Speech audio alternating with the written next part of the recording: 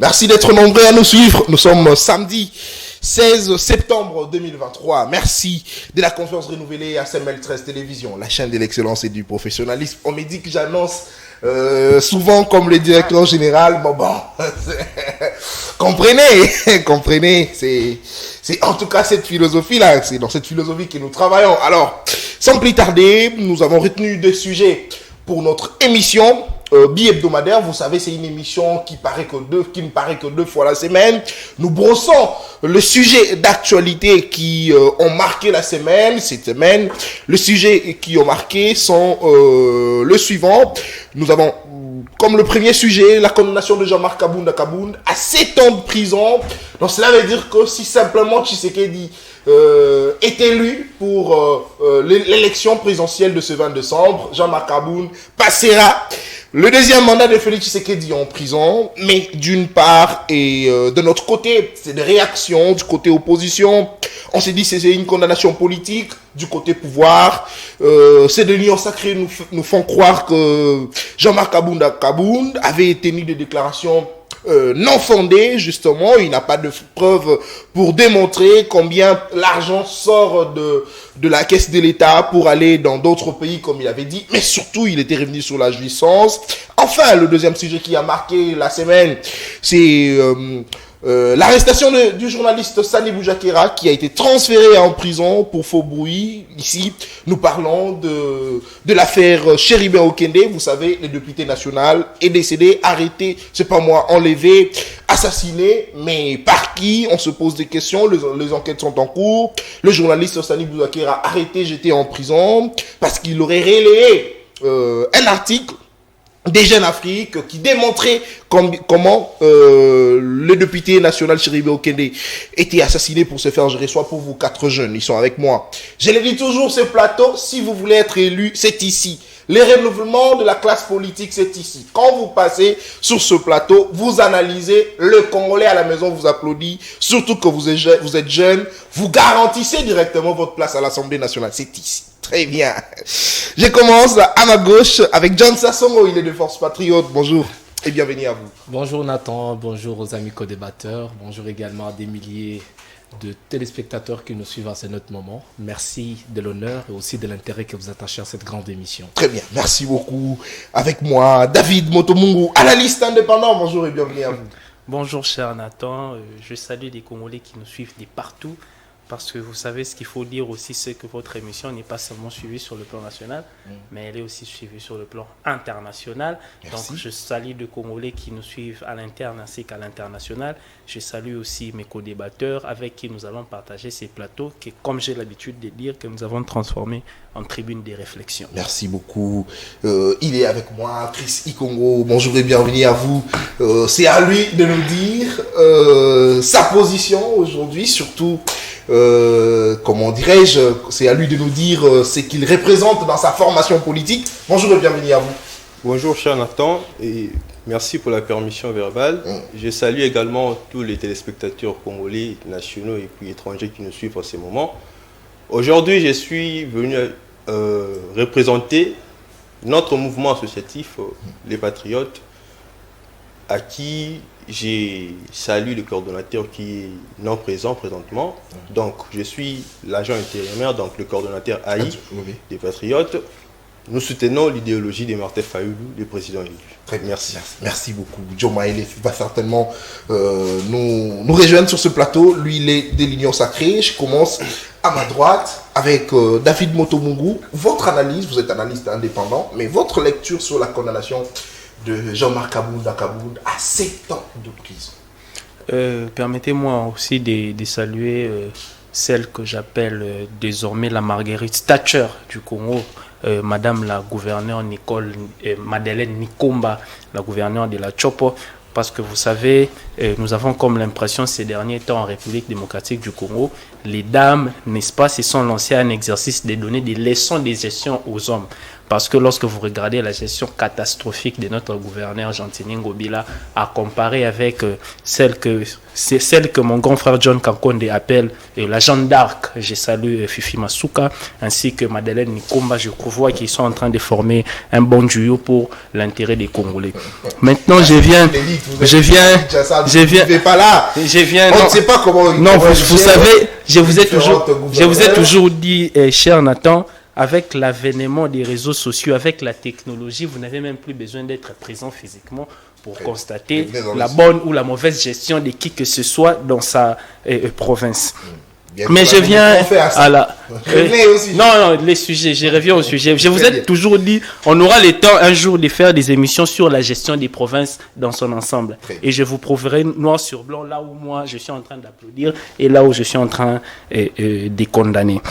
Mais je viens sur la condamnation de Jean-Marc Kabound. Vous savez, nous sommes dans une république, et une république démocratique, ça voudrait dire que dans une république démocratique, il y a existence des institutions. Et lorsqu'on parle de l'existence des institutions, nous faisons allusion au pouvoir, n'est-ce pas? Il y a ce qu'on appelle le pouvoir judiciaire, le pouvoir législatif et, en fin de compte, le pouvoir exécutif. Mais il est malheureux de constater ce que vient de subir Jean-Marc Kabound. Je vais tout simplement placer des principes. Premièrement, les charges retenues sur Jean-Marc Kabound, on lui accuse de l'outrage au chef de l'État, de 1, et de 2, on lui accuse de faux bruits. Et la condamnation qui s'ensuit, c'est 7 ans de prison. Mais je vais vous amener dans le code pénal, cher Nathan. Vous savez, lorsque nous venons sur des plateaux, nous venons aussi avec des missions pédagogiques, n'est-ce pas? Et lorsque vous allez dans l'article 179 du code pénal, ceux qui sont à la maison, ils peuvent ouvrir. Là, on est en train de parler de l'outrage au chef de l'État. D'abord, on précise que pour parler de l'outrage au chef de l'État, c'est lui qui est outragé. D'ailleurs, on ne parle même pas d'outrage au chef de l'État. On parle d'outrage aux institutions. L'outrage au chef de l'État, pour votre information, n'est même pas repris au code pénal. Fort malheureusement. Oui, il y a des juristes ici, je ne sais pas, à moins qu'ils soient des juristes de pacotille, à moins qu'ils soient des juristes ventrios, à moins qu'ils soient des juristes envoyés. Toujours être élégant, s'il vous plaît. Je vous ai dit ici, avant que si on a un journaliste ici sur ces plateaux, à moins qu'il soit un juriste de pacotille, à moins qu'il soit un juriste de ventre, à moins qu'il soit un juriste télécommandé. Moi, je place les principes. Très bien. Nous allons à l'article 179 du code pénal. Admettons que le président Tshisekedi a été outragé par Jean-Marc Kabound. La peine qui est retenue là, le code pénal dit, lorsque vous outragez, premièrement, il faut que celui qui est lésé, n'est-ce pas, dépose sa plainte. Mais la question qu'on se pose ici, cher Nathan, où est la plainte contre Jean-Marc Kabound venant du président de la République? Premier principe, avant qu'on puisse retenir cette infraction-là à la charge de Jean-Marc Kabound. Deuxième principe. La justice s'est saisie directement. La justice n'a pas besoin. Écoutez, excusez-moi, je ne suis pas venu sur ces plateaux ici pour faire les procès de notre justice. Nous connaissons tous comment notre justice se comporte. Je suis en train de placer les principes. Moi, je ne vais pas dans des débats des personnalités ou encore dans des débats d'individus. Je vous ai dit, on va lire l'article 179 du code pénal qui parle de l'outrage. Premier principe qu'on place là, pour retenir l'infraction d'outrage à charge de qui que ce soit, ça doit être précédé d'une plainte. Donc, dans le cas de Jean-Marc Kabound, pour nous, on dit que est-ce qu'il y a eu plainte de la part du président de la République? Première question. Mais moi, je vous réponds non. Deuxième hypothèse. Allons dans l'hypothèse selon laquelle il y aurait eu plainte, n'est-ce pas? Et puis après la plainte, le ministère public ou encore la justice a retenu cette infraction à charge de Jean-Marc Kabound. Mais lisez dans l'article 179, on vous dit que la peine retenue contre cette infraction-là va de 2 mois à 3 ans de prison. De 2 mois à 3 ans de prison, s'il vous plaît. Là, c'est pour le premier cas. Mais maintenant, on vient pour le cas de faux bruit. Le faux bruit. Là, nous allons à l'article 179 du code pénal. Que les juristes, que ceux qui sont à la maison ouvrent le code pénal s'ils en ont, qu'ils lisent. Dans le cas, article 199. 199 du code pénal où on parle de faux bruit. Donc, estimons ou allons dans l'hypothèse selon laquelle que Jean-Marc Kabound aurait propagé des faux bruits. Et cette infraction est retenue à sa charge. Le même cas, ça veut dire que le code pénal a prévu à ce que la prison à faire par rapport à cette infraction-là, c'est de 2 mois à 3 ans de prison. Mais maintenant, la question qu'on se pose, quelles sont les motivations des juges? Quelles sont les motivations des juges par rapport à la condamnation de Jean-Marc Kabound? Alors que lorsqu'on combinait les 2 infractions, la peine maximale que Jean-Marc Kabound pouvait avoir, ce serait de 6 ans de prison. Parce que la première infraction, c'est 3 ans. La deuxième, c'est 3 ans. Donc, ça veut dire que... Je te rappelle ici que le ministère public avait requis 3 ans de prison. Le ministère public avait requis 3 ans. Non, moi, je suis allé à l'extrême. Prenons l'hypothèse selon laquelle les deux infractions étaient retenues à charge de Jean-Marc Kabound. Ça voudrait dire, en d'autres termes, la conséquence de ces infractions-là sur sa peine serait maximum 6 ans de prison. Mais nous voyons nos juges ici qui ont condamné Jean-Marc Kabound de 7 ans de prison. Bon, tous juristes qu'ils sont, eux qui maîtrisent la loi, est-ce que peuvent-ils nous motiver cette décision-là? Parce qu'au vu de la démonstration que je vous ai faite ici, je suis allé vraiment à l'extrême. Ça voudrait dire que si on retenait toutes ces charges-là, n'est-ce pas, contre Jean-Marc Kabound, le maximum des peines qu'il aurait subies serait de 6 ans. Mais le ministère public, qui est l'organe de la loi, avait requis 3 ans. Mais à la plus grande surprise de nous tous, nous constatons que Jean-Marc Kabound est condamné à 7 ans de prison. Bon, mathématiquement parlant, je ne sais pas, même si on est juriste, on n'a pas le droit de connaître les maths, on n'a pas le droit de connaître les calculs mentaux, on n'a pas besoin de connaître, ou soit il faut venir avec des matériels didactiques pour la kisa bango, ah, ils ont 3, et ça les 6. Donc, ils ont problème nini. Pourquoi je dis ça? Nous sommes acteurs politiques, cher Nathan. Nous voulons construire le pacte républicain. En construisant le pacte républicain, il y a un principe sacro-saint qu'on appelle la séparation des pouvoirs. Je vais chuter par là. Lorsque nous ne respectons pas ce principe-là et que nous utilisons la justice contre nos opposants, demain, ça voudrait dire que ça va aussi, n'est-ce pas, nous rattraper. Parce que je vous ai toujours dit que ceux qui sont au pouvoir aujourd'hui étaient dans l'opposition hier. Donc, ça voudrait dire aussi que demain, la roue peut changer encore. Mais de vrais politiques, ceux qui voient de loin, qu'est-ce qu'ils font? Ils se mettent là à construire des institutions fortes et non des hommes forts. Très bien. Merci beaucoup, David Motomungu. Il est analyste indépendant. John Sassongo, force de patriote, vous avez la parole. En 7 minutes, également, votre lecture sur la condamnation de l'honorable Jean-Marc Kabound. Merci beaucoup, Nathan, pour la concession de la parole.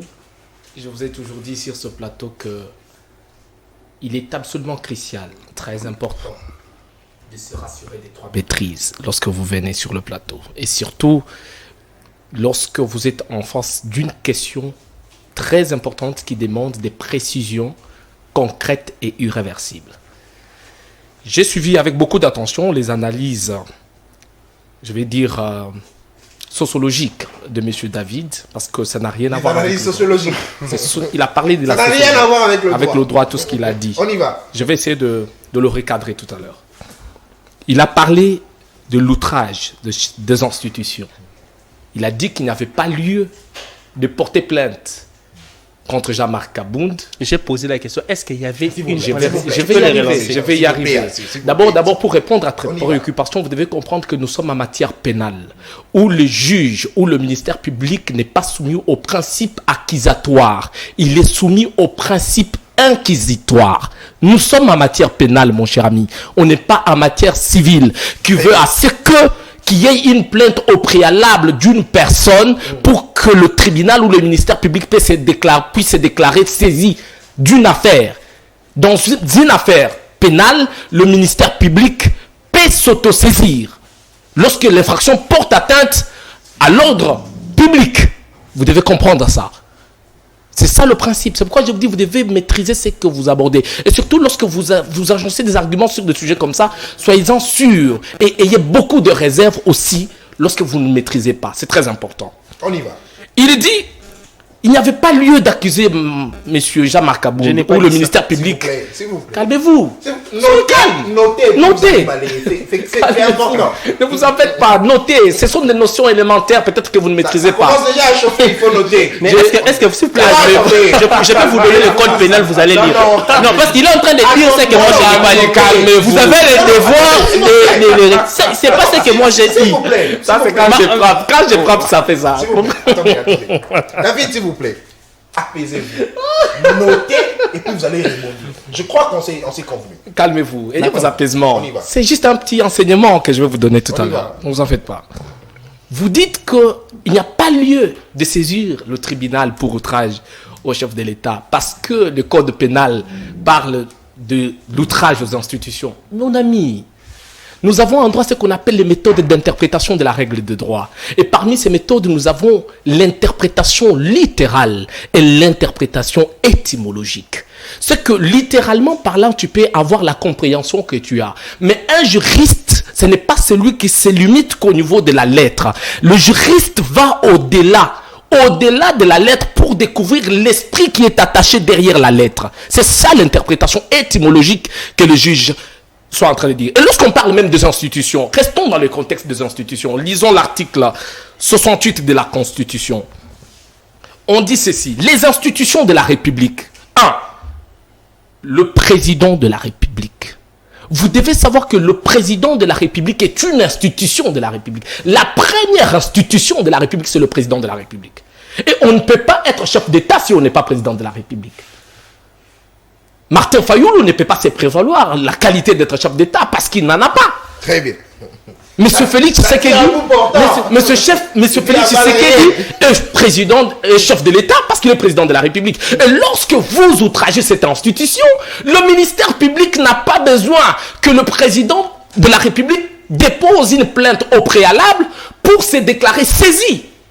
Mon cher ami, le chef de l'État n'a pas... Parce que le ministère public est régi par le principe inquisitoire dans la matière pénale. Très bien.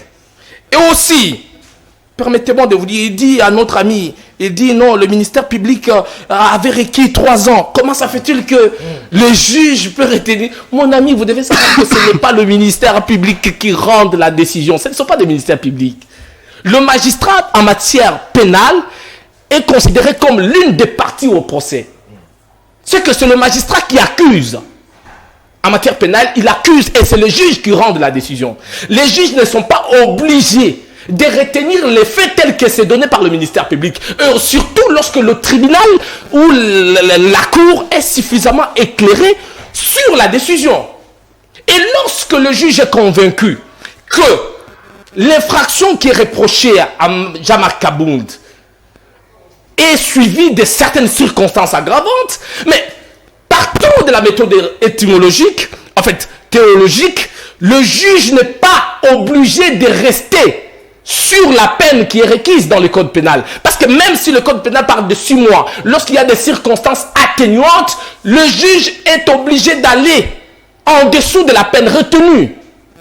Vous devez maîtriser toutes ces petites notions, mon cher ami. Il ne faut pas parler avec certitude lorsque vous ne maîtrisez pas la personne qui est en face de vous. Mais John, on laisse entendre que c'est une décision sévère en face de Jean-Marc Kabound, un député national de surcroît. C'est vrai, il a démissionné comme vice-président de l'Assemblée nationale, mais quand même, cette décision est très sévère. Nathan, tout ça parce qu'il est opposant de Tshisekedi. Nathan, ce n'est pas M. Félix Tshisekedi qui a rendu cette décision. Vous devez comprendre que le pouvoir judiciaire est indépendant des autres pouvoirs. Partant de l'esprit constitutionnel de notre pays. La séparation du pouvoir. La séparation du pouvoir, c'est que le pouvoir exécutif n'a pas de pouvoir d'impulsion sur le pouvoir judiciaire. Les juges dans l'administration de la justice ne sont soumis qu'à l'autorité de la loi. Ça, c'est... Restons dans l'esprit des textes. Et dans le cas sous examen, je tiens à vous rappeler que la décision ou la condamnation de M. Jean-Marc Kabound ou la décision qui a été rendue n'a pas été rendue par défaut. Toutes les parties étaient devant les juges. Et chacune des parties avait présenté ses moyens de défense. Et c'est quand le juge s'est senti suffisamment éclairé sur le dossier qu'il a pris la décision. Merci. Donc c'est tout à fait clair. Très bien. 7 minutes pour John Sassongo. Chris Ikongo, coordonnateur ad intérim de Patriote. Vous avez la parole. En 7 minutes également, votre lecture sur la condamnation de Jean-Marc Kabounda Kabound. C'est du pouvoir, disent qu'il a vraisemblablement outragé au chef de l'État, au corps constitué, faux bruit, raison pour laquelle il mérite cette sanction. Son parti réplique, l'Alliance pour le changement réplique via le porte-parole Ghislain Mwangi. Il dit que c'est une condamnation politique, tout ça, parce que Jean-Marc Kabound fait mal, parce que Jean-Marc Kabound fait peur, raison pour laquelle le pouvoir a voulu se débarrasser de lui. 7 ans de prison, c'est trop. Merci, cher Nathan, pour les octrois divers. Avant toutefois d'entamer le pont, j'aimerais dire à mon ami juriste que un juriste n'est pas celui qui s'attelle au principe, mais c'est plutôt celui qui cherche à comprendre les exceptions. Lorsque vous dites que les principes en matière pénale, c'est que le ministère public doit s'auto-saisir de toute infraction. Moi, je vous dirais qu'il existe certainement des exceptions à ces principes. Je vous donne l'exemple de l'infraction d'adultère. Si les parties n'ont pas fait le premier pas, le ministère public ne peut pas s'autosaisir de cette infraction. Et deuxièmement, lorsque vous parlez de l'interprétation de c'est pas moi, si c'est moi qui ai fait des mauvaises études, lorsque vous dites que l'interprétation étymologique, je ne sais pas en droit s'il existe une interprétation étymologique, plutôt une interprétation téléologique.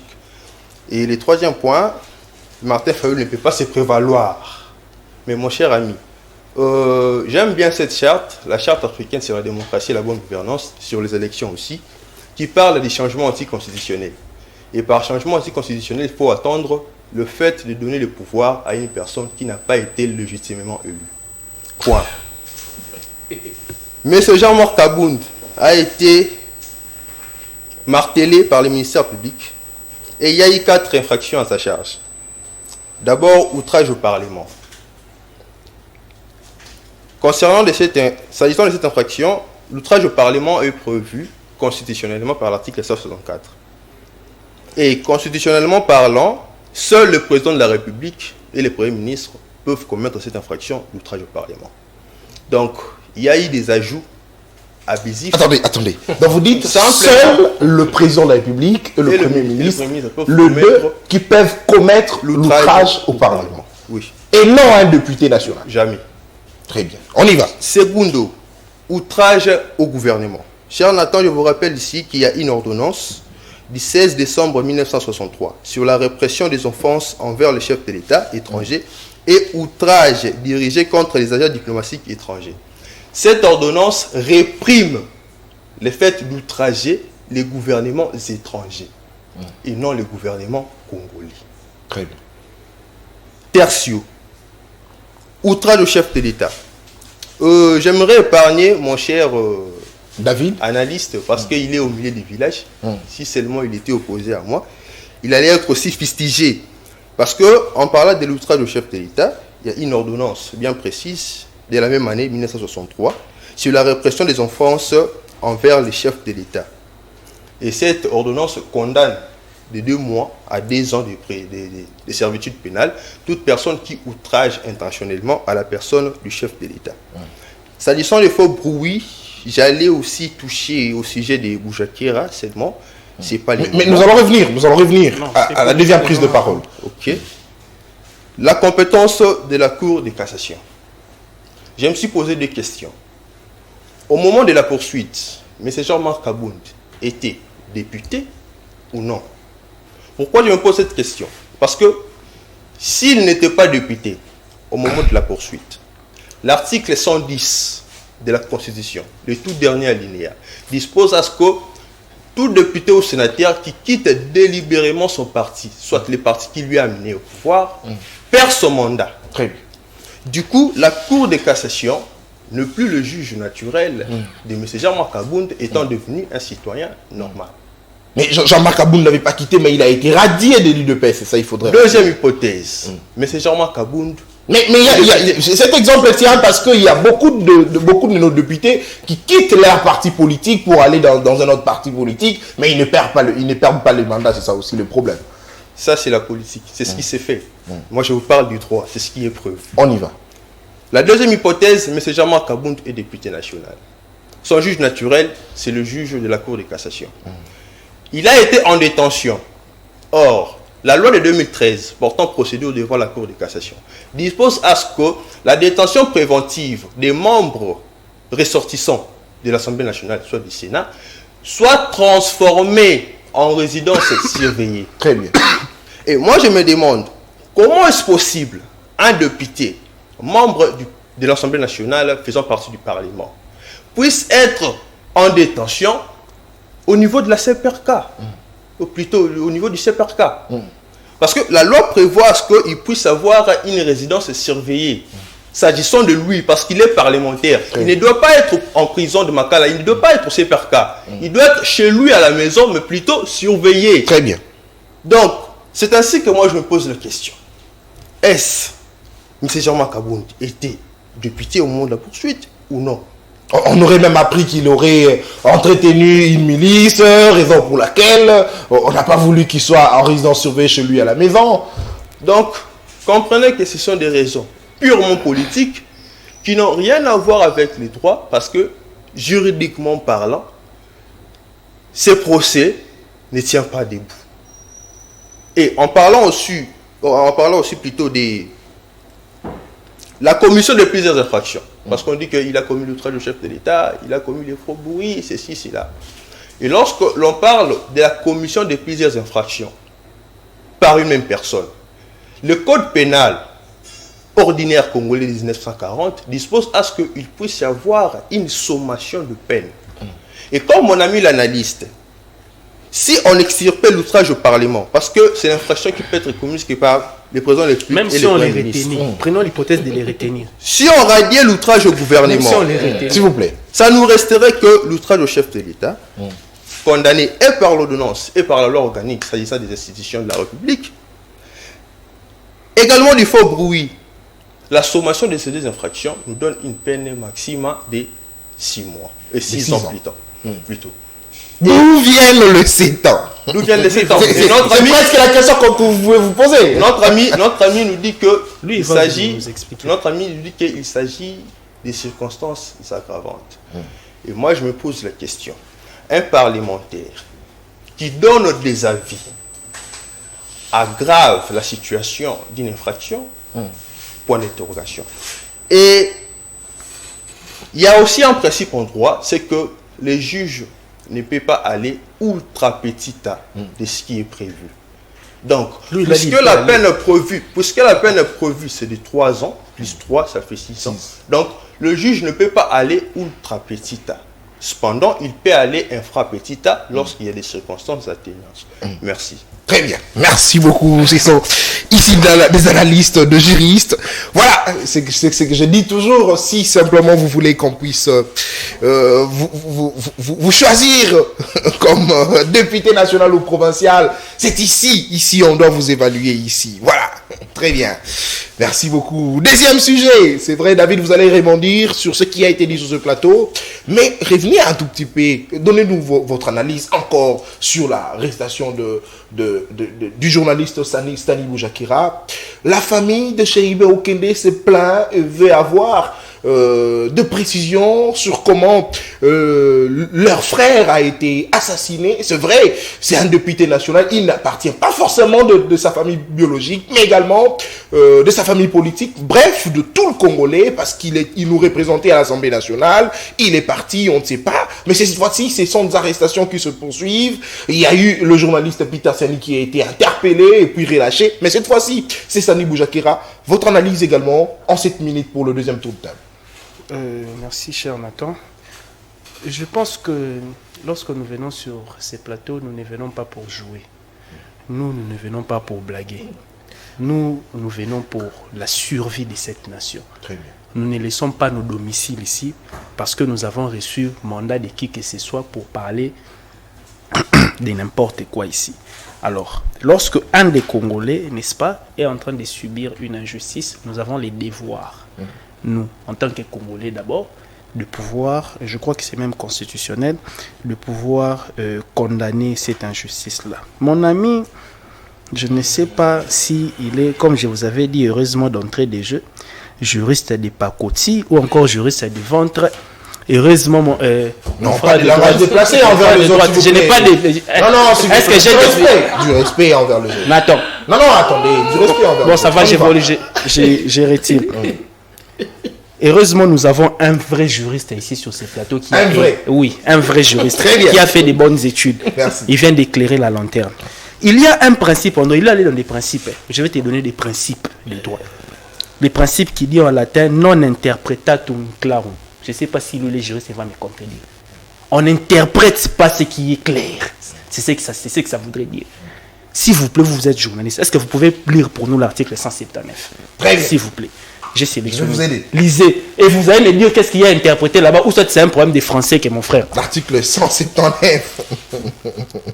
Lisez. Parce que j'ai évité pour gagner le temps. J'ai fait seront punis comme on dit d'une servitude pénale. Là, on parle de l'outrage. De 8 jours à 2 ans et d'une amende de 25 francs à 500 zahir, 500 000 francs, ou d'une de ce peine seulement toute personne qui, par de violences, outrages ou menaces, par de troubles ou de désordres, auront porté atteinte à la liberté des cultes ou à leur libre exercice public et à la liberté de conscience. Bon, il y a toute une suite. Là, j'ai fait l'économie pour qu'on gagne le temps. Bon, dites-moi, là, c'est la sanction que les codes a prévu. Mais lui, il nous dit ici, les juges peuvent aller au-delà. Bon, tu nous dis selon quel principe, selon quelle règle, selon quel article du code pénal. Parce qu'il y a un juriste ici. Parce que le juge, comme il a dit, il n'a que autorité, la loi. Les juges ne se réfèrent qu'à la loi. Donc, c'est-à-dire, la loi prévoit peut-être 2 ans, mais non, 10 ans. Là où on dit, les juristes disent, là où les droits se tuent, on ne les fait pas parler. C'est comme ça. Donc, les juges, c'est pourquoi j'ai posé la question ici, qu'ils nous disent, lorsqu'il prendra la parole, par quel principe, par quel article, par quel mécanisme ils ont requis cet acte contre Jean-Marc Kaboul. Je vous ai dit ici, par quelle magie, oui, par quelle magie juridique. Merci de m'emprunter les mots. Je vous ai dit ici, si on serait extrémiste, ça veut dire, comme mon ami l'a encore renchéri ici, on faisait la sommation, n'est-ce pas, des peines requis contre Jean-Marc Kaboul, ça veut dire qu'on s'arrêterait. D'ailleurs, moi j'avais même 6 à 5 ans de prison. Maintenant, d'où est-ce que les juges ont tiré les 7 ans de prison? Qui nous disent conformément à la Constitution. Le ministère public se réfère également à toute mais écoutez, le ministère public fixé. Le ministère raison pour laquelle le ministère public. Oui, le ministère public propose, mais le juge ne peut pas aller au-delà de ce que la loi a prévu. Très bien. Des deux.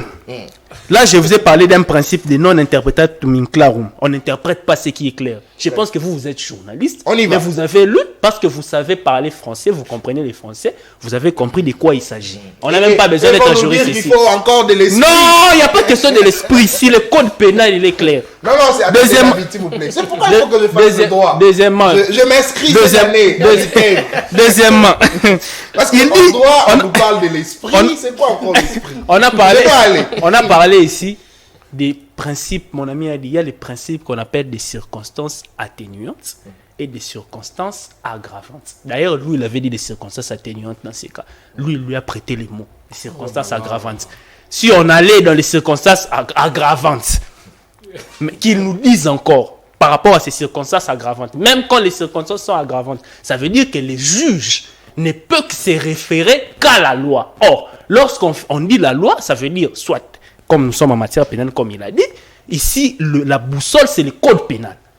Maintenant qu'ils nous disent conformément au code pénal, parce que c'est le code pénal qui a prévu et les infractions, c'est le code pénal qui a prévu et les peines requises contre ces infractions-là. Or, nous avons démontré noir sur blanc ici, même les amendes, oui, parce qu'ici nous parlons des cas de peine. Ceux qui sont à la maison, parce que nous pensons que comme nous venons sur des plateaux de télévision, nous sommes plus intelligents que ceux qui nous suivent. Non, il y a des éminents juristes, des grands professeurs, des grands intellectuels qui nous suivent à la maison. Ils vont répondre dans des commentaires. Je pense que notre ami d'Honoré Mvoula sera ridiculisé, de force des patriotes. Très bien. J'évolue maintenant, je reviens au sujet. Je crois que tout a été clair. Sur le journaliste Vous savez, c'est encore un autre cas d'abus des pouvoirs. Un autre cas, c'est malheureux. Moi, j'ai pensé que celui qui est ministre de la communication actuellement et des médias, comme il avait dit, il était en train de porter une loi qu'on appelait sur la loi de la dépénalisation des délits de presse.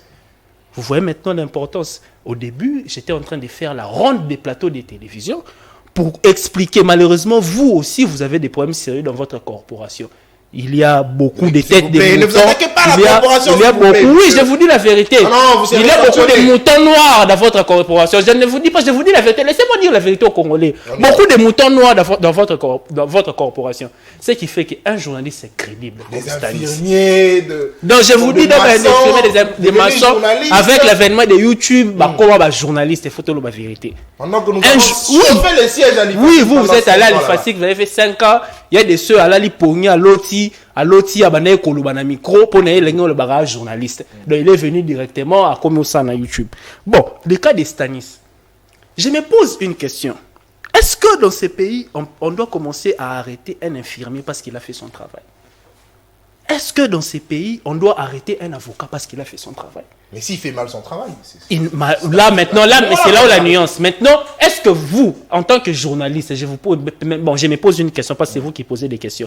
Si vous avez des sources d'informations crédibles, ceci est contre votre déontologie? Non.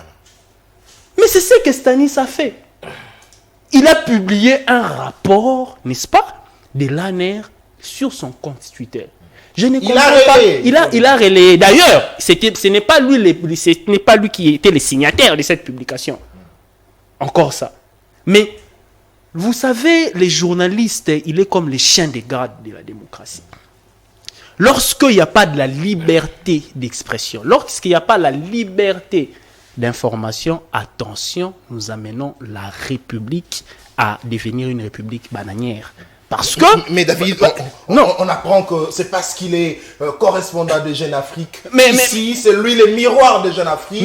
Lorsque Jeune Afrique veut avoir des informations sur la République, ce journal doit se focaliser plus sur Stanis qui est correspondant. Mais au regard de tout ça, c'est pourquoi peut-être on croirait que celui qui serait à la base de la publication même de toutes ces informations.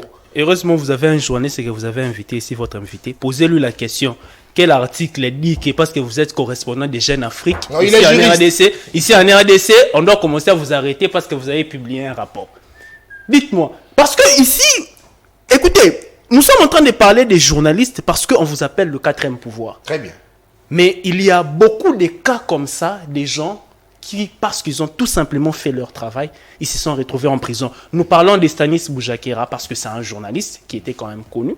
Et c'est pourquoi nous parlons de son cas aujourd'hui. Mais il y a beaucoup de cas flagrants comme ça. Lorsque vous allez seulement ici en prison, vous allez retrouver des gens pour avoir fait leur travail, se retrouver en prison. Ceux qui arrivent à Stanis Boujakera, c'est malheureux parce que moi, je rappelle au chef de l'État ici, il était parmi les rares journalistes qui lui ont accompagné pendant sa campagne. Moi, j'étais témoin. Oui. Moi, je vous dis, j'étais témoin. Lorsqu'on était dans l'Amouka de l'ensemble, j'interpelle ici, je crois, je parle sous le contrôle du président Steve Kivuata, qui était à l'époque le président de UJOC, Union des jeunes de l'opposition. On avait Stanis qui nous a comparé dans des couvertures. Des fois, des jeunes gens là, ces journalistes-là venaient faire des travaux gratuitement. Alors aujourd'hui, nous politiques, lorsque nous arrivons au pouvoir, nous commençons à rendre des comptes à vous journalistes pour avoir fait tout simplement votre travail. Ça veut dire que c'est... Contre Stanis mais écoutez, je vous pose la question. Selon quel principe? Il a violé quel principe? Il a violé quelle loi? Qu'on nous dise ici l'article qu'il a violé, qui lui amènerait aujourd'hui à la prison de Makala, s'il vous plaît, sans jugement. Très bien, merci beaucoup. Mais j'aimerais ici que les jeunes qui vont passer chez moi puissent se sentir très à l'aise parce que moi-même, je vais vous protéger. Quand il faut, on va vous arrêter ou on vous... Non, il n'y a rien. Attendez. Non, il n'y a rien. N'ayez pas peur. Là, ici, moi-même, je veille. Je suis moi-même le juriste de cette émission. Je suis moi-même le journaliste. Quand vous analysez, je veille à ce qu'il n'y ait pas de dérapage. Moi-même, je veille. Ici, on vous interpelle. Moi-même, je serai là pour démontrer à suffisance qu'il n'y a pas eu de dérapage. Vous savez, permettez-moi de placer un mot 30 secondes. Nathan, c'est parce que nous aimons ce pays. Nous venons sur des plateaux de télévision, pas parce que nous manquons à faire. C'est la passion pour le Congo. voyez-vous. Alors c'est ce qui explique d'ailleurs la présence des nous tous ici. Mais j'interpelle surtout, il ne faut pas souffrir de la maladie de la partisanerie, de venir sur des plateaux à défendre même l'indéfendable. Là, c'est ce qui devient dangereux. Merci beaucoup, John Sassongo. 7 minutes, deuxième tour de table. Stani Boujakera en prison, un journaliste qui n'a que relayé un article de Jeune Afrique, surtout qu'on a besoin de savoir c'était quoi, qui était derrière l'assassinat de Chénubin Okende. On se pose des questions, raison pour laquelle il peut y avoir également de rumeurs allant dans le sens qu'il s'agirait de celui-ci ou celui-là. Mais votre lecture après l'interpellation du journaliste Peter Tiani, cette fois-là c'était pour un tweet, mais cette fois-ci c'est Stani Boujakera pour avoir relayé un article de Jeune Afrique. On l'interpelle, on l'arrête et puis on le met en prison. Merci beaucoup, monsieur Nathan. C'est une question très, très, très pertinente, mais permettez-moi de revenir sur ce que l'estimé confrère Chris a... Vous avez le temps, je vous donnerai plus de minutes. Merci. Non, plus 3, ça fait 10 minutes. Parce que vous êtes seul. Souffrez, papa. Moi, je suis indépendant. Souffrez, s'il vous plaît. Lui, il est de la majorité. Lui, Souffrez, David. On y va. Du contradictoire. Lorsque la parole n'est plus dans votre camp, par élégance, laissez l'autre parler. On y va. Nous avons laissé également parler quand vous aviez la parole. Monsieur Chris parle d'une exception qui découle du principe inquisitoire. Et il donne l'exemple de l'infraction d'adultère. Il dit qu'effectivement, en matière d'adultère, il faut, bien qu'on est en matière pénale, il faut qu'une plainte soit déposée au préalable. Mais justement, parce que l'adultère, c'est une infraction qui peut être commise que par une catégorie de personnes bien définie par la loi. Pour parler de l'adultère, il faut que la personne qui accuse, au niveau des conditions qu'il faut remplir pour rester en justice, que cette personne puisse avoir le droit ou la qualité d'être le pouls légitime de la personne qu'il traduit devant la justice. C'est cette exception-là qui découle. C'est d'ailleurs, vous-même, vous dites quelque chose et puis vous donnez la réponse. Donc, vous dites une chose et son contraire. Parce que vous parlez de l'outrage au Parlement. Vous dites, bien sûr, cette infraction ne peut être commise que par une catégorie de personnes parce que ces personnes sont clairement définies par la loi. C'est une exception qui est simple, qui n'est pas à confondre avec ce qu'il dit. Ça, c'est juste un petit rappel. Et puis, lorsque vous posez la question que Jean Macabound était député ou n'était pas député, je me pose la question. C'est comme si vous me demandez d'éclairer la journée avec de la lumière. Alors que quand il fait jour, tout est clair. Si Jean-Marc Kaboundi n'était pas député, pourquoi tous ces préalables n'étaient pas soulevés par ses avocats devant la Cour de cassation? Si ces avocats étaient convaincus que la Cour de cassation n'avait aucune compétence pour saisir ou se déclarer saisi à l'égard de Jean-Marc Kaboundi, ces avocats devaient rappeler au juge qui n'avait pas qualité de siéger dans l'affaire de Jean-Marc Kaboundi. Il y a des préalables qu'il faut soulever au préalable pour faire observation de certaines irrégularités qui sont intervenues dans le mode de saisine. Mais s'ils ont accepté d'aller jusqu'à la plaidoirie, c'est parce qu'ils étaient conscients et convaincus que la Cour de cassation était compétente pour trancher l'affaire de Jean-Marc Kaboundi. Et puis lorsque vous dites, lorsqu'un parlement donne son avis, est-ce qu'un parlement peut être poursuivi parce qu'il a donné juste son avis? Mon ami, le parlementaire, il est protégé, ta parole est protégée lorsqu'il est devant la plénière. C'est comme un avocat. Un avocat, quand il est devant le juge, lorsqu'il est dans une audience, il jouit de certaines immunités. Devant le juge. Devant le juge. Tout ce qu'un avocat peut dire pendant le procès, le ministère public, ça ne peut pas faire l'objet d'une poursuite judiciaire parce qu'il est protégé par la robe qu'il porte et par sa parole. Très bien. Ce sont des petites notions qu'il faut maîtriser dont un avocat d'une envergure comme la vôtre ne peut pas faire preuve d'oubli sur le plateau comme ça. Et revenons à notre ami sociologique, notre ami David. David a besoin d'être suffisamment éclairé sur des zones d'ombre qu'il a. Vous devez comprendre que mon professeur avait raison de dire que le droit est considéré comme une science occulte. Le droit est une science occulte, certainement. Il n'y a que ceux qui sont initiés qui peuvent comprendre la profondeur. Tu ne peux pas comprendre le droit juste par la lettre. Il faudrait le comprendre par l'esprit. Tu ne peux pas. C'est là le problème. Tu ne peux pas. Donc, il faut qu'il attaque les principes. principes. C'est là le problème. Non, Mais on attends, parle de qu'il attaque les principes de non-interprétation. Claro. Quand il pose la Ils question, contredisent les principes. quand on a dit par quelle magie, mais par quelle magie le juge peut aller au-delà de ce que la loi dit. Quand tu parles de la magie, ici tu fais allusion à l'esprit. Il n'y a que ceux qui sont initiés qui peuvent comprendre ça. Expliquez-nous, parce que vous êtes initiés, nous ne les sommes pas, expliquez-nous. J'ai besoin de t'expliquer ces choses, mais vu le nombre de lacunes que tu as, je souhaiterais Non, t'accorder- expliquez-moi. Et ceux qui nous suivent. Je laisse la latitude à notre ami de l'expliquer. Mais il va te Parce contredire, que Manuel. lui, s'il vous plaît. Parce que- Le message est passé, vous avez compris. Il On va y va. t'expliquer. Voilà. Il parle de la liberté d'expression en ce qui concerne notre ami Stani.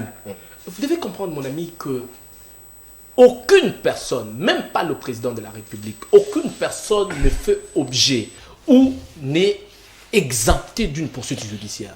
Tout le monde peut être poursuivi devant la justice lorsqu'il y a des faits qui sont portés contre toi.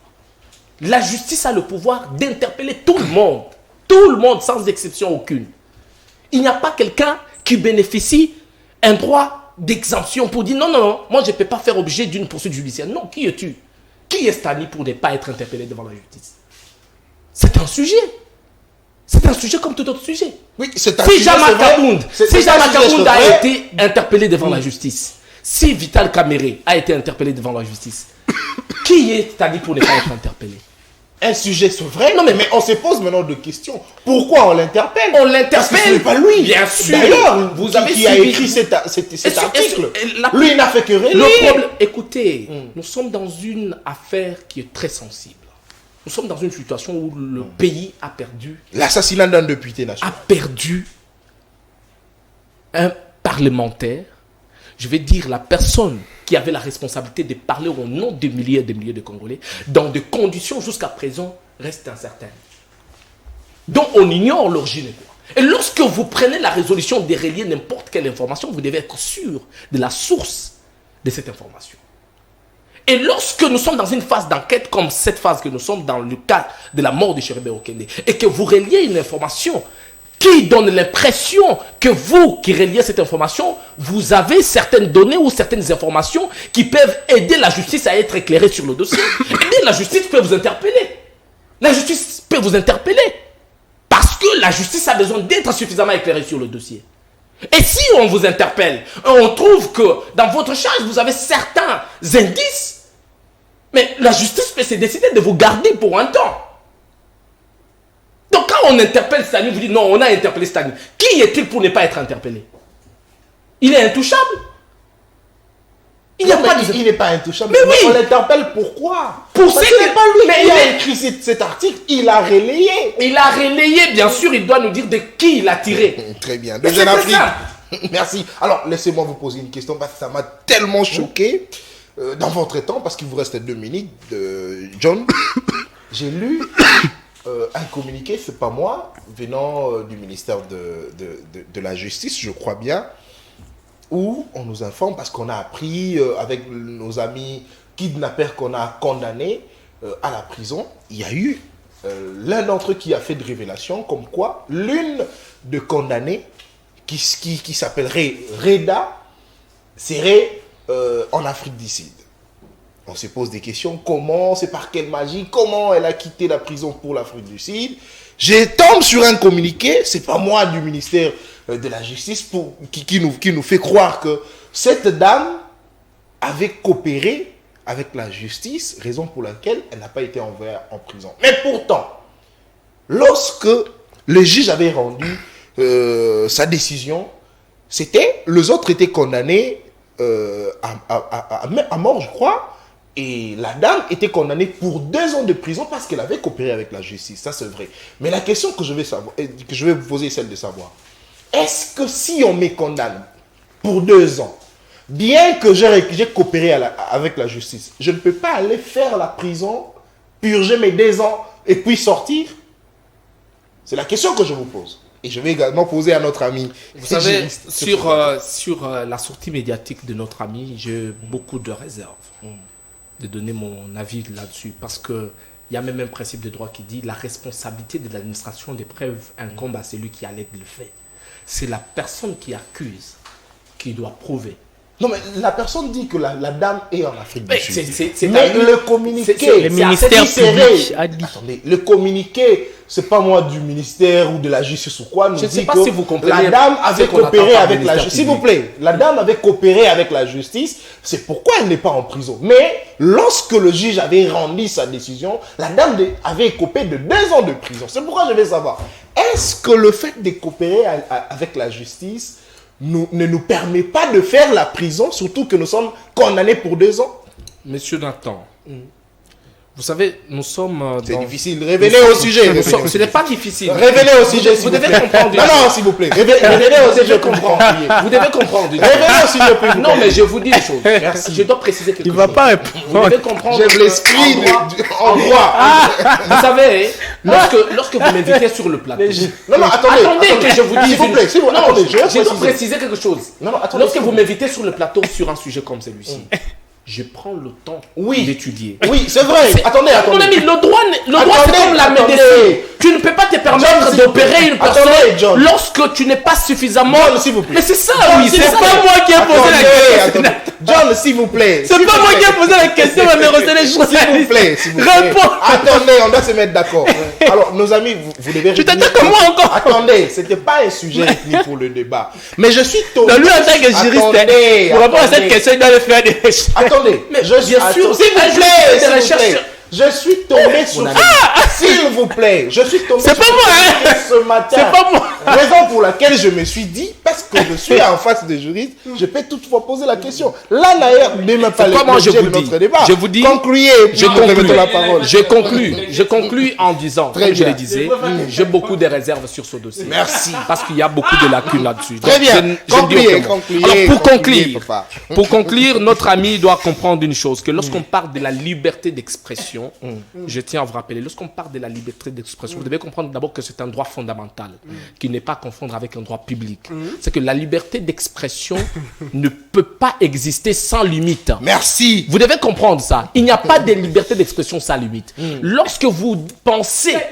Mais je vous S'il dis... vous plaît. Mais vous avez parlé dans le cas d'Estani. Apaisez-vous. Vous avez parlé dans le cas Merci d'Estani. John. Merci John. Donc la Alors, liberté d'expression votre a des avis- limites. Lorsque vous allez au-delà des limites qui sont établies par la loi, on peut vous interpeller et la justice peut saisir. Très bien, merci.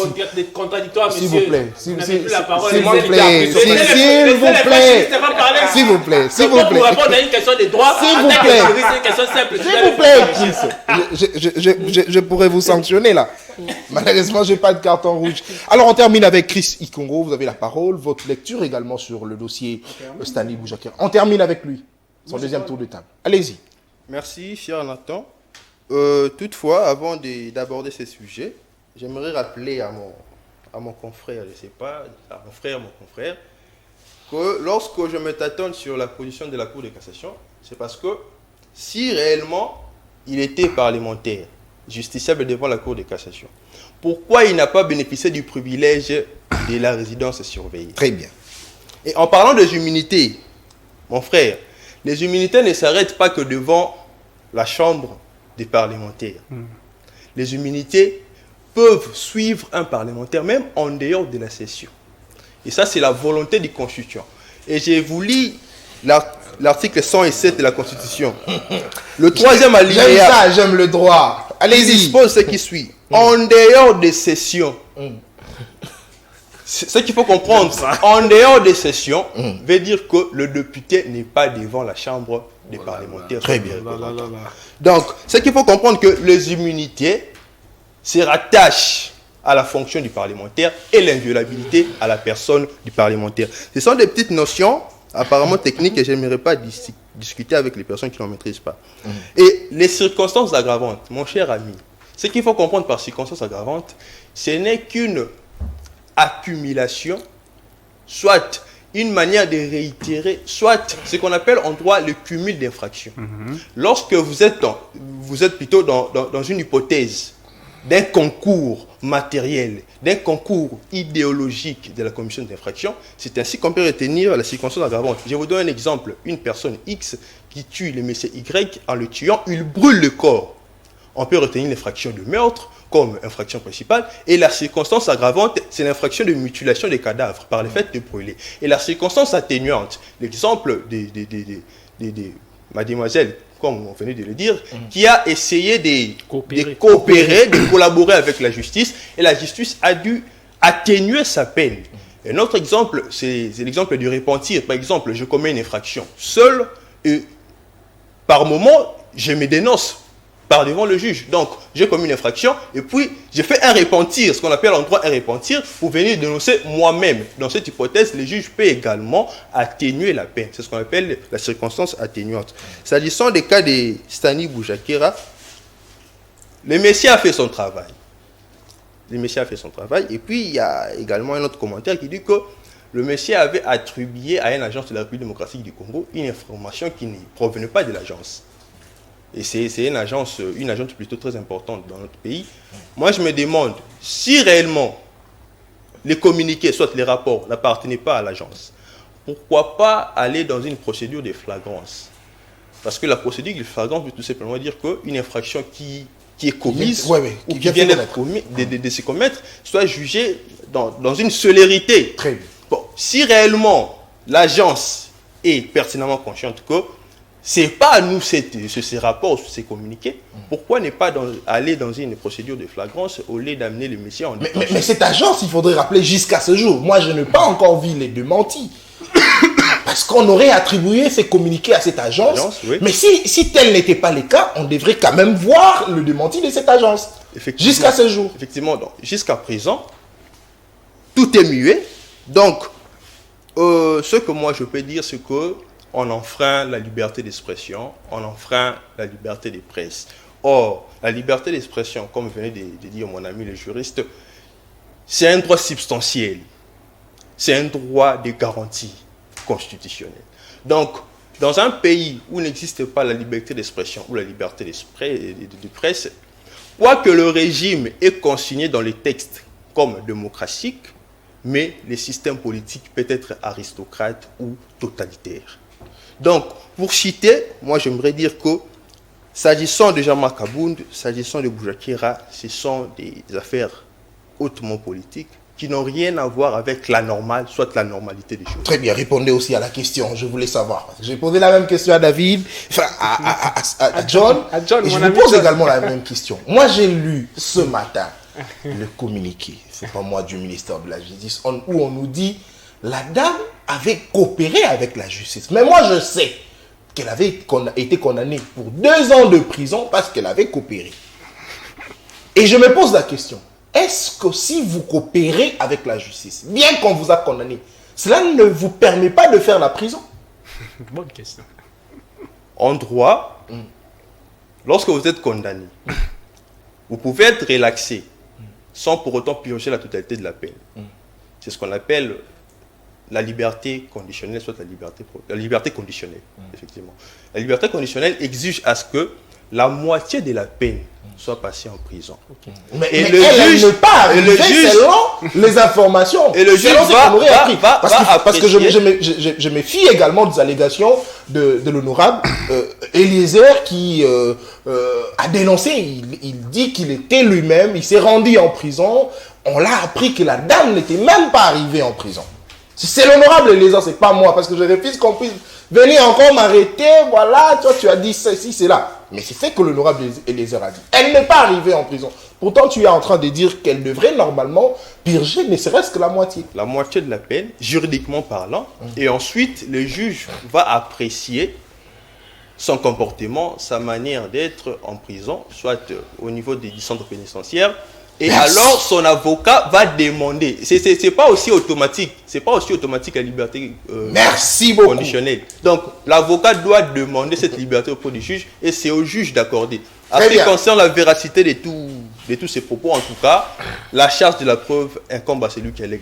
Merci beaucoup, chers amis, d'être passés sur ce plateau. Non, une minute. Que voulez-vous dire? Non, parce que mon ami ici, je vous avais dit ici, les vrais juristes vont répondre à la Rapidement, question. Donc lui, en tant que juriste, quand on lui pose la question, il doit d'abord aller faire des recherches alors que la question est claire. De un, il parle de l'interpellation des Stanis. Je vais te donner des principes des droits.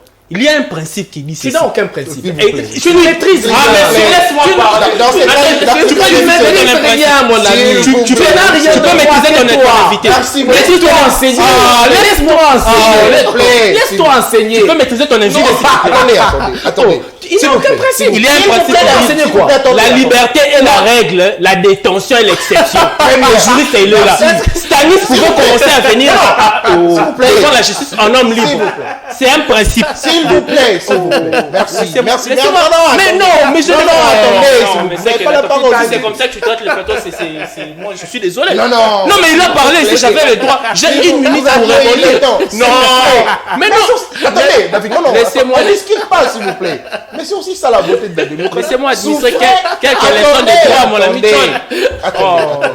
Alors, très chers téléspectateurs, c'est la fin de cette émission. Comme je l'ai dit toujours, c'est ici que vous serez élus. Le rajeunissement de la classe politique, les rajeunissements du Parlement, tout ce que vous voulez bien, c'est ici. Quand vous venez, vous souffrez sur ce plateau avec des analyses surtout contradictoires de jeunes. C'est ça même la précision.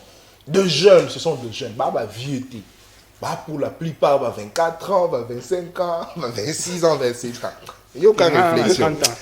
Vous allez élu. Nous tenions ça, les gars, la plateau, vous allez élu. Donc, les animaux,